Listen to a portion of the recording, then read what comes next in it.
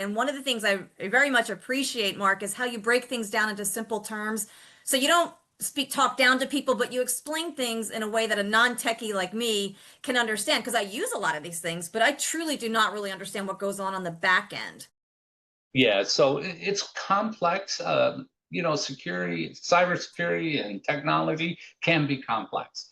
And a lot of folks in our industry, they use big acronyms and very complex terms. It's not rocket science, though. I mean, if I can learn how to do it over the past 30 years, that was my goal. It was to show you it's not as complex as it sounds, right? Phishing, yeah, unless you in the industry, typically you may not know what that means. Phishing is also very unheard of. You don't hear that term in the media a lot. You don't hear smishing, you hear phishing, but you don't hear other. And those are social engineering attacks. And those are the most successful attacks out there. So can you explain a little bit more about them, those types of attacks?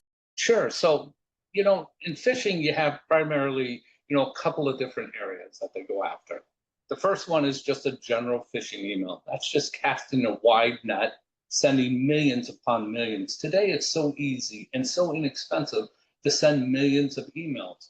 Google blocks billions of phishing email all the time. Think about it. It's so easy to send it out. So in that case, they're just sending mass and see who clicks. All you need is one victim to click, and it pays for itself.